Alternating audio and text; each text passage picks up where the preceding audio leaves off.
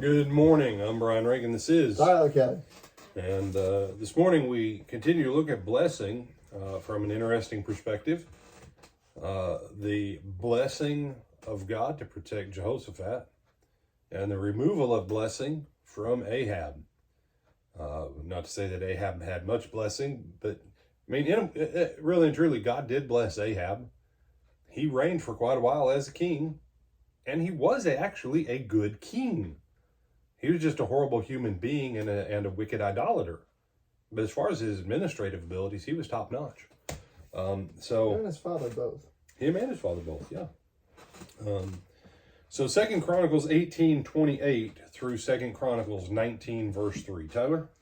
So the king of Israel and Jehoshaphat, the king of Judah, went up to Ramoth Gilead, and the king of Israel said to Jehoshaphat, I will disguise myself and go into battle, but you put on your robes. So the king of Israel disguised himself, and they went into battle. Now the king of Syria had commanded the captains of the chariots who were with him, saying, Fight with no one small or great, but only with the king of Israel.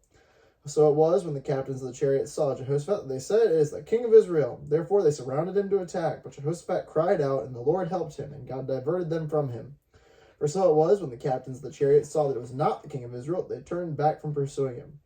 Now a certain man drew a bow at random and struck the king of Israel between the joints of his armor. So he said to the driver of his chariot, Turn round and take me out of the battle, for I am wounded. The battle increased that day, and the king of Israel propped himself up in his chariot, facing the Syrians until evening, and about that time of sunset he died. Then Jehoshaphat the king of Judah returned safely to his house in Jerusalem, and Jehu the son of Hananiah the seer went out to meet him, and said to King Jehoshaphat, Should you help the wicked and love those who hate the Lord? Therefore the wrath of the Lord is upon you. Nevertheless, good things are found in you, and that you have removed the wooden images from the land, and have prepared your heart to seek God. All right. So Jehoshaphat.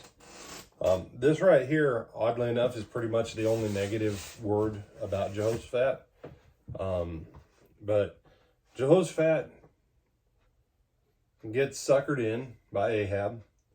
I'm going to go out dressed like a common guy, and you stay up here looking like the king. Yeah, that's the plan.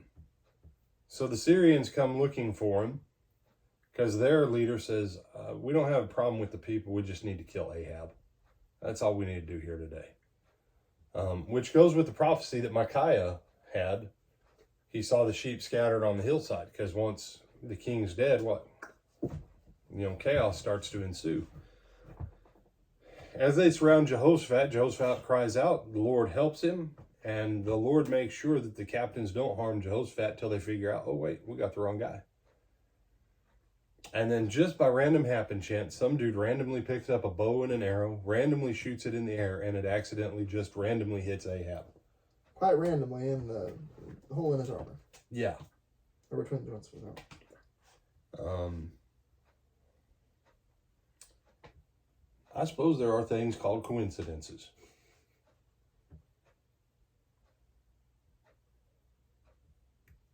Or you can say that the universe is far bigger than our feeble little brains can comprehend, and that there's more pieces in motion at any time on this chessboard than we could ever catalog. And that what we commonly call coincidences is the creator of the universe interjecting various points in the lives of millions and billions of people all day, every day, to keep the whole thing from totally going off the rails because of our own insanity and stupidity. And so Jehoshaphat goes back home. Jehu comes to power. And pretty much the only bad thing the Lord has to say is, why did you make an alliance with Ahab? You shouldn't have done that.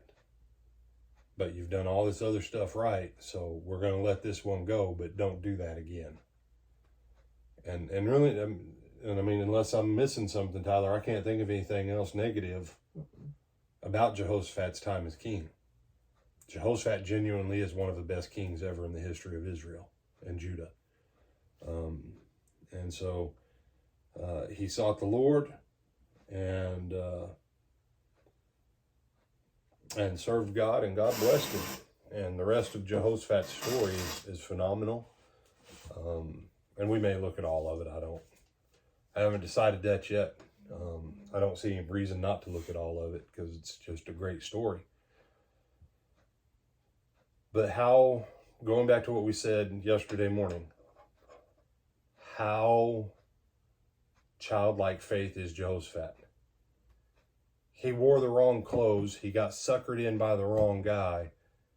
And now he's in a pinch. And like a little kid cries out to his dad, he cries out to God. And God goes, let me grab you out of harm's way. And it works out for Jehoshaphat. That's really how simple faith is for Jehoshaphat. Oddly enough, that should be how simple faith is supposed to be for all of us. Other thoughts, my brother? No, sir. With Adam Brian Reagan, this is Tyler Kelly. and we bid you good morning.